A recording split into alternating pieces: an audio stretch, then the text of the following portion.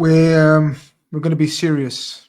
Don't know why you saluting everyone, because everyone Saluting everyone, thinks man. no, Saluting the no, people. no. There's no saluting They've from barely the seen start. you on this From channel, so the what this? absolute start. There's no hello. There's no Yeah. welcome. There's no nice. People think we're too pally. People are saying Yeah, it's Liverpool, true. Man United, right? And you know what they're saying? They're saying you've been taking the piss basically last couple of weeks, right? Okay. So they're saying when you do a preview, can you put it on him? Like he's got too much Okay. mouth for Man United fan, like where Mm. they are. So no welcome to the channel. You're not welcome. You're not going to be welcome on I'm Sunday. here, but yeah. We're going to Yeah. be face to face on the mob, on the Big Six, by the way, people. Come make Mm. sure you go and come check us out. We're going to be sitting opposite each other. Whoever wins, it might even get nasty. It might get fisticuffs. So, but I'm going to welcome to the people. Everyone, welcome to a pre-match carnage. I haven't done in a little while. I had to Yeah. do one for this because it's Liverpool Man United. It's Grizz v Jamal. Jamal is here. We give him salam, brother, and that.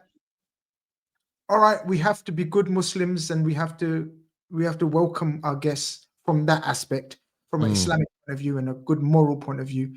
So, welcome, brother Jamal. Yeah. Jamal, you Hope, have to emphasize Jamal, by the hope way. you're good. Hope you're Yeah. good.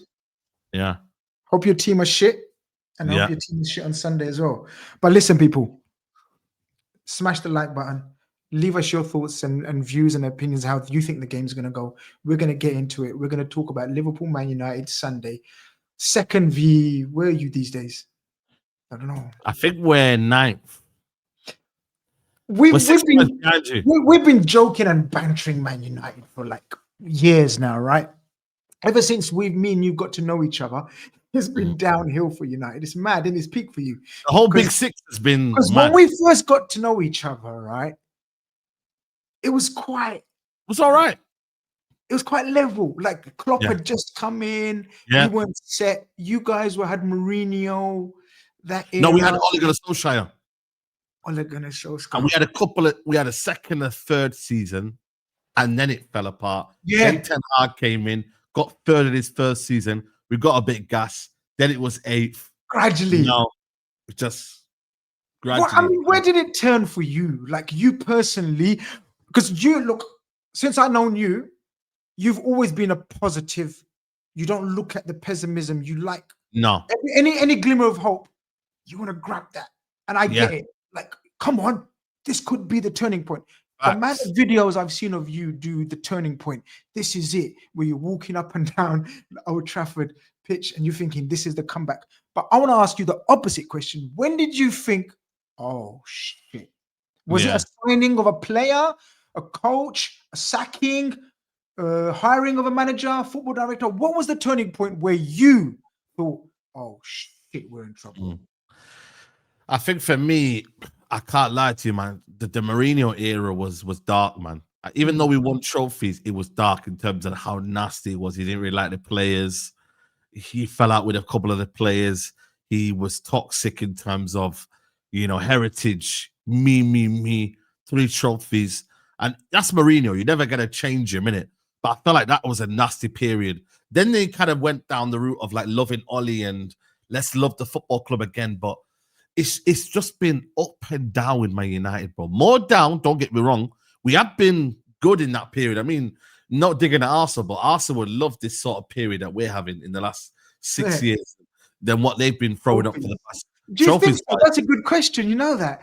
Do you think Arsenal fans would have won those trophies or would have liked to win those trophies? Of course, come on. I wouldn't say that it would change their trajectory, but in terms of how their fan base is, it shuts everyone up in terms of there isn't this kind of maybe, I would say, toxicity as much, you feel me? Because at the end of the day, they've not been getting battered like Man United, have they? Like, they've had the little 5-0 here and there against Man City, but 7-0. We've had to endure 7-0, 5-0, getting battered here and there. Arsenal haven't really been battered that well for me in this Arteta era. You know what I mean? Since they've kind of come on that era, they've been all right. But for those, it's been the peak banter era, bro. Like, I'll be honest with you, man. Like, bro, Grimsby. I mean, how this football club has survived? I offered my resignation buggery and the Big Six team. They denied it. I said, bro, I can't be on the Big Six anymore. It gets to a point where you don't want to turn up. I said to myself, yo, my name is Jamal now. You can't refer to me as SAEED. I'm not on tour anymore. I have detached myself. I'm like, yo, I cannot self-proclaim to be this loving Manchester United fan who's outspoken. I will still have certain faith here and there because you're a fan. But this idea that I boast, bro, is not. I'm not having it, bro. Because right now we haven't won back-to-back games. Finished 17th. I went to Bilbao. The journey to Bilbao was awful. I was in some mountains and we were driving and it was awful, bro. Long journey. Came out with nothing. Told me whatever. Boom. Came back. You think to yourself, you know what? Bumo, Cunha, Sesko. I don't rate the manager, but I'm going to give it time. So far, it still feels like every game is Groundhog Day. How can you be in an environment where every game is just a game where Amorim gets sacked? It's just a game where Amorim doesn't get sacked. It's just a game where it saves him. It's just a game where can we kick on? It's stop, start. You pretend now you're driving, yeah, and you feel like you've gone from wherever, yeah, to a next destination, but you've not even gone past the estate. You've not even gone past your local chippy. It's still there. It's still there. You've not even got, the mileage has not done any mileage. And I'm like, that's what's happened with Amorim. He has not had any consistency, bro. It's the worst manager we've had. People will give it time because I'm shocked at this. I'm shocked at this. I rate Amorim. Remember when you first signed him and I thought, oh shit, you lot got a good one here. I was actually a bit worried that you found the right man because he was linked with Liverpool. I'd done a bit of research on him and I liked him. I liked his attitude. I liked his style. I'm not talking about his dress sense. I'm talking about the way he spoke, the way his team played. Bro. Do you remember how they played Arsenal with Sporting? You know, when they turned up at Emirates. I liked him. What's happened, bro? You know what's happened? Premier League's been a humbler. You know what do you say? Premier League is a humbler, bro. You see these coaches now, bro. They think they can do it, but they're not. They speak well, but they can't do it, bro. Like there was an argument to say even Iraola when he started off at Bournemouth, he suffered a very, very like a bad start. But what did he do? He adapted. He said, you know what? Okay, I have to change things around here. I've got to do something different. Amorim has not changed, bro. He might have done something this season where apparently we're doing well in XG and apparently we're doing things a bit different now. But come on, bro. It's the same thing, bro. A leopard doesn't change its spots. And for me right now, with Amorim, the reason why it won't work is that I don't believe this, whatever he's doing right now, is suited to the Premier League, bro. Himself. The thing is with me, you can say Glasner does it, but I feel like Glasner's interpretation is different to Amorim's. And that's the difference. Everything comes down to interpretation. How do you see the game differently from other managers? And that there will separate where people are in the league. So Guardiola sees it at a super technical level to a point where he's unbelievable. Slot last season didn't change it. He said, you know what? Don't fix what isn't broken. You feel me? Like, don't change things right now. You're looking at Amorim, he's come in and he's changed a lot. He's changed it too much. And he came in a period where things needed to be changed, but not to the degree where he did it. And he's not found a consistency. He's not found the balance. He's not found the personnel. He's still changing the team. That game against Liverpool, I'm telling you now, I could tell you that what the lineup could be, but I swear to you, bro, it could be anything. I genuinely believe that, bro, and that's the problem. You still don't think he knows his best lineup in all this time he's been here?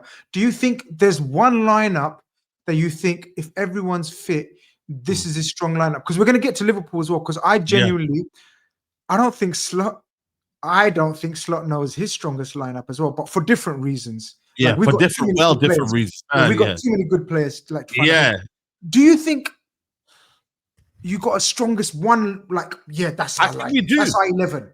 For once, I'm not gonna lie to you. Even a lot of people can banter Man United, but this is not the worst Man United team we've ever seen. Let's be honest. Player-wise. Yeah, player-wise, bro. There is some good players in there, bro. And I'm not gonna lie to you. You're telling me that you can't get a balance between that team. I'm sorry, you have to. Even when you look at the back here, Delete, I'm sorry, he's been good this season. Yes. Yeah, cool. People can say Lenny Euro, very young, up and coming. I think has got the ability and the capability and the talent, bro. You're looking at, okay, our midfield is probably our weak point, but if you added the midfield three of maybe Mainu in there, he's talented. He came to Anfield last season. I thought he was one of our better players. Mazarawi, very much kind of 7 out of 10, 8 out of 10 every week. Then you've got the Cunha and Bumo Sesko. You know, it's not bad, bro. We've seen teams that have got far worse stuff off than us getting more out of their team, bro. And as much as I hate, or not say hate, but you know, I've got an agenda against Bruno Fernandes. There is something you could do to find the best of Bruno Fernandes. You don't get them assists and goals without being in right areas. He's getting Bruno Fernandes to play in a 6, which is not his position. Just to tailor him in the team, just to get him in the team. It's almost like he's got a lot of, for me, square pegs and round holes, and that's where Amorim has struggled in. He's trying to fit people in for the sake of it. It's like Mason Mount. Guarantee you Mason Mount will start against Liverpool. He will. Yeah, man. Do you know what it is? I think, do you know what it comes down to? It's because of his formation. Your players, in my opinion, you know more about your team. Yeah. Your formation doesn't suit the players that you've got, I don't think. Like Amad Diallo. Right wing back. I rate, you know, I rate Amad Diallo a lot, and you've been right wing back's mad. I know. Right wing back is mad for him. But then Mbrimo plays there. So how do you do this? You find a balance. You put Cunha as a 10. You don't really play with a 10.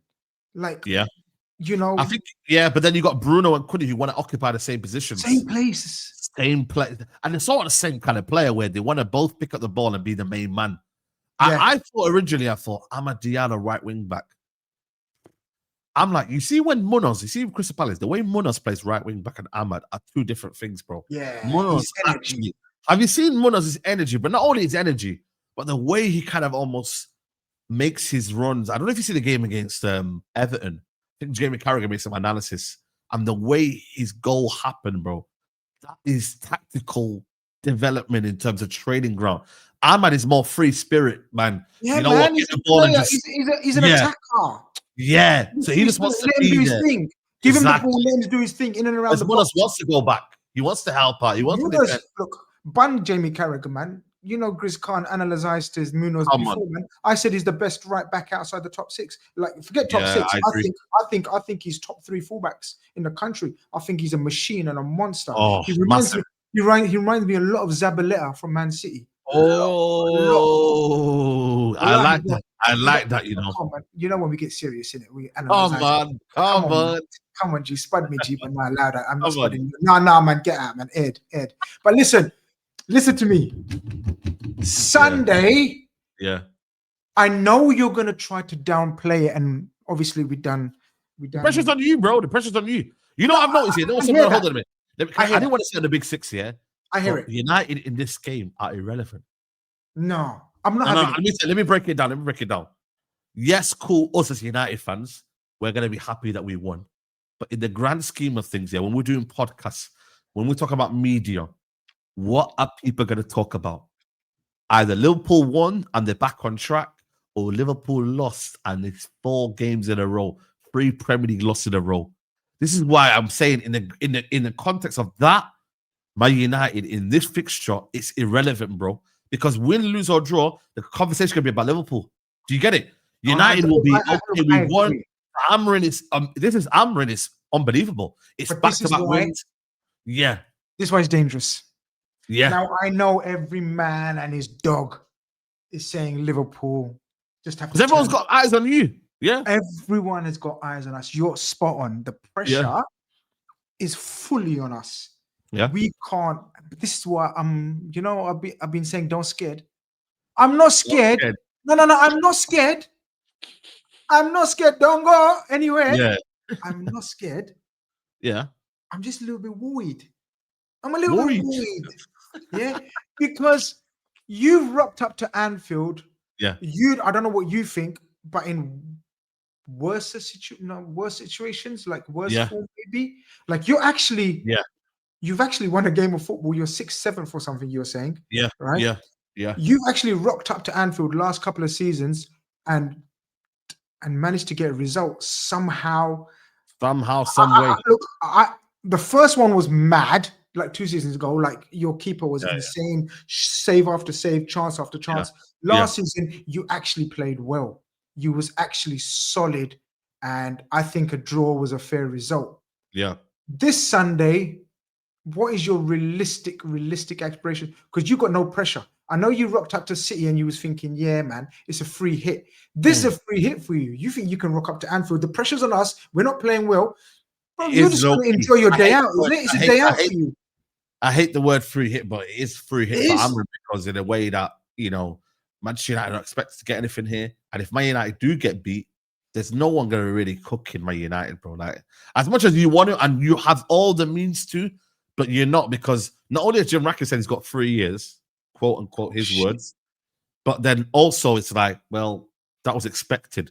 But for me, I still want this game to be competitive. It's almost like I told you, like, I made this analogy, yeah. You know, when your parents said to you, yo, in this sitting, yeah, do not embarrass me. Do not embarrass me in this sitting. I need you to be on your best behavior. When you're at home, you're an absolute, like, you know, you're causing problems. But in this sitting here, do not disrespect me. That's what I feel like. In this game here, United have to at least be competitive, bro. We can't get beat because it's at home. We've not been there for 10 years. No one has a divine right to say, yo, we should win here because we haven't beat you in 10 years, bro. I think it's 9 years, should I say. So we don't have that right, but we do have a right to say, right, we spent money on Cunha and Boom on Sesko. Don't be embarrassed. Don't be embarrassed. Don't compete. Give Liverpool a game. And also, it's not the best Liverpool team right now as it stands in terms of the way you lot are performing and the way you lot come into it in form. It's not the most scariest Liverpool team we're playing against in form. 100%. But what I will say, though, is I don't think you've ever lost 4. Have you lost 4 in a row, by the way? There you go. In the COVID season, like I was gonna say COVID, yeah. When Klopp, when COVID, yeah. Like, 3 Premier League games in a row. Have you lost 3 Premier League games in a row, though? I think we did, you know. I don't think you have, man. I think you have. I think we did. You know, in the Klopp season under the when we had no defenders, basically we were playing Henderson and Reece Williams and shit at centre back. I think we might. Look here. Liverpool have not lost 3 in a row since Jurgen Klopp was in charge in the spring of 2023. There you go. That might be Premier League. That might be league. But we went for a mad spell. We went through a mad patch. But that was crazy scenarios, crazy situations, no fans in the ground, no centre backs, no midfielders. Like we were like basically playing Reece Williams and who? Who's the other centre back? Kabak. See them days, bro, man. You're loving it. You're loving it. You missed them days. What are they doing now? Where are they now? Like, we asking me for Kabak. I don't know where Kabak is, but Reece Williams is still at the club, you know. What? Yeah. He's still at the club. He's like how Phil Jones. Remember Phil Jones for you, man?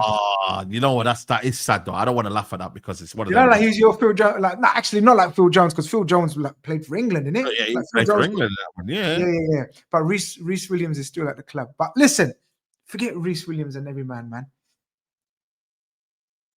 I know fear is not the word because nothing to fear. Like we're not in form. We're not hot. You're Man United at the end of you got good players as well. But from a Man United point of view, okay. So we're not going to do lineups like we do the prediction of lineups. We're going to do our own lineups, right? We're not going to put them on screen and everything like other previews. What we're going to do is we're going to discuss our danger man and your danger man. Yes. From my point of view, and you're not going to like this because you don't like him, the danger man from my point of view is that guy Bruno Fernandes. You know what I think of him. You know I rate him. I know what you think of him. But tell the people that watch my channel, what's your issue with Bruno Fernandes and United? My issue is sometimes the glory of Bruno Fernandes doesn't suit and benefit the team. And what I mean by that, sometimes I feel like when he's chasing a goal and assist, it gets to the point now where it disrupts the rhythm of his game and it disrupts the rhythm of the team. The game becomes forceful. It becomes a case of his lack of discipline in midfield. He loses positioning. Things are not working from him. He gets erratic. He starts being petulant. He starts chasing the referee. He starts getting, his mind, like he loses his mind, right?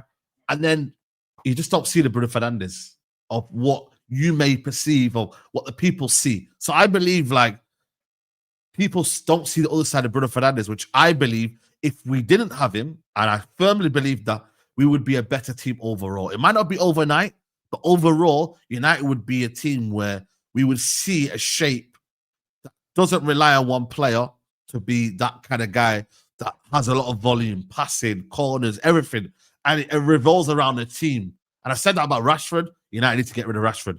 And now it's Bruno Fernandes. Listen, I'm not saying that he's got his stats by fluke. I'm not saying that. You don't get to 100 goals for United by fluke. But I do believe United need to move on from Bruno Fernandes because right now, as it stands right now, you're seeing proof of square pegs in round holes. Bruno Fernandes does not fit the 10 role, nor does he fit the 6 role. So are we playing him just because of the name? And if so, that's big because I've seen big managers in the past say, you know what, you're not playing. Ronaldinho, remember Guardiola? See you later. You know, he left the AC Milan. Cool, you would say that he wanted his own ideology, but top managers, they say, right, I want to build my ideology. Bruno, you're not part of that. Guardiola did it maybe with other defenders or whatever. Jurgen Klopp maybe has a decision now to make. I don't know what decision will be, but he's got to do something. So, sorry, Slot, I was going to say. Yeah. I agree with you. You know that I think, and you know what, in a funny way, and Liverpool fans might understand what I'm trying to say here. Yeah. But Arne Slot's got a similar problem with all these players, you know. That's what I'm saying. Isak, Wirtz, Salah. Too many chefs in the kitchen.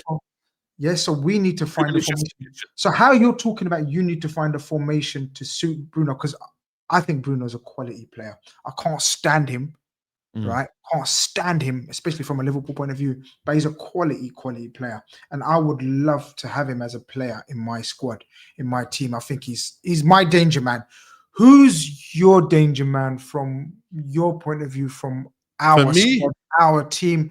Come Sunday, who are you thinking, yo, yeah.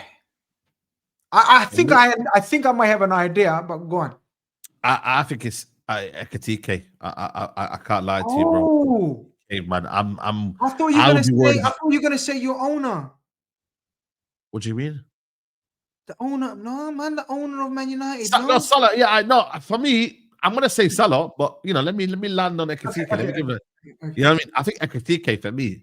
This is why I said it. I know people say, "Oh, you're gonna get clipped up," but I genuinely mean it, bro. Like, bro, if Ekatike plays, I'm more worried about him because I think he'll drop in the shoulder, he'll skip past us, he'll cause us problems. I think he'll get in the pockets where Maguire's and that will struggle. De Ligt doesn't want to come out.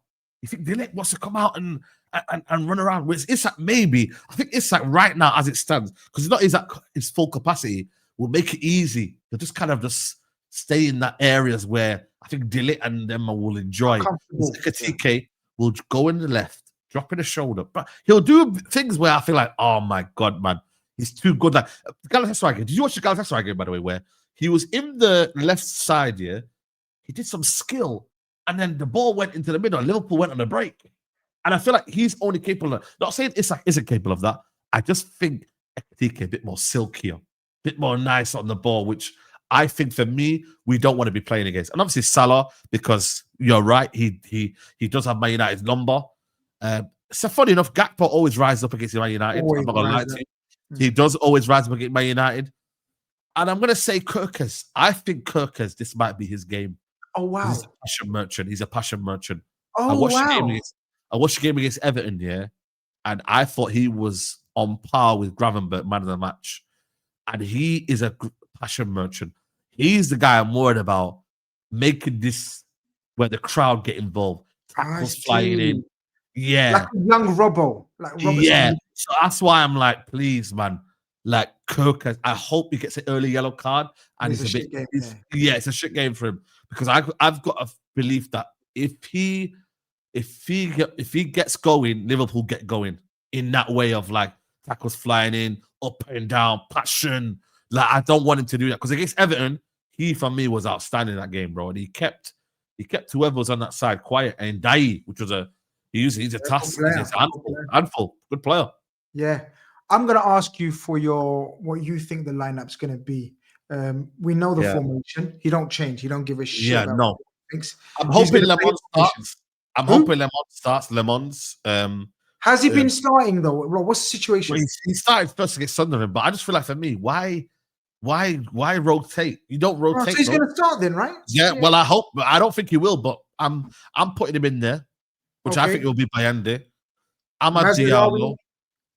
No, Mazraoui too soon. He'll be in the squad, but too soon. Amad Diallo, Dilit, Lenny Yoro, and Shaw. That's what I want it to be. Left wing back Dorgu. Two in midfield would be Bruno and Casemiro. Who would I put in there? Then I would put Mbumo, Cunha, and Sesko. That's what I would do. So Cunha to the left. Cunha to the left, Mbumo right, Sesko in the middle. But what I think it will be Mason Mount, and it will be and I think Ugarte will play, by the way. I've got a horrible feeling Ugarte going to play because Casemiro, he's been traveling a lot in Asia. He played for the team twice, two games. Casemiro played twice. Yeah, but he's playing now. He ain't starting. 90 minutes. He ain't starting. He ain't starting, and he's had a day off today as well. He ain't starting. Last time, same thing happened last time. Ugarte started against Man City, so he'll think fresh legs. Yeah, so Ugarte will start. Which I'm not gonna lie to you, he played well last year, but lightning just strike twice. Who's your right wing back? Ahmad. I think Ahmad will play. But then again, I'm not gonna lie to you. I think I'm not gonna lie to you, bro. I think it'll be Ahmad and Dallo. Dallo's horrible. No, Dallo had a wicked game against us last year. I know, but he's fell off a cliff, bro. No way. Wallahi, bro. I rate him, man. Right, United fans don't rate him anymore. I think it's the first time. I don't rate Dogu, you know. I told you Dogu's dog poo, man. I don't rate your Dogu. At least he'll give us an outlet. He gives us an outlet, bro. He can drive with the ball at least. Hope this doesn't come back to bite me, but I don't rate that Dogu. Cunha, I like Sesko. I love Mbumo. I love Mbumo. You know what? They've been apart from Sesko, the other two have been. They've been a bit poor, man. I think there's Mbumo's slightly been the better player. Cunha, no goals, no assists, no nothing. Right now, he's been talking about how the pressure's been tough. And Mbumo always raised his game against Liverpool. I know.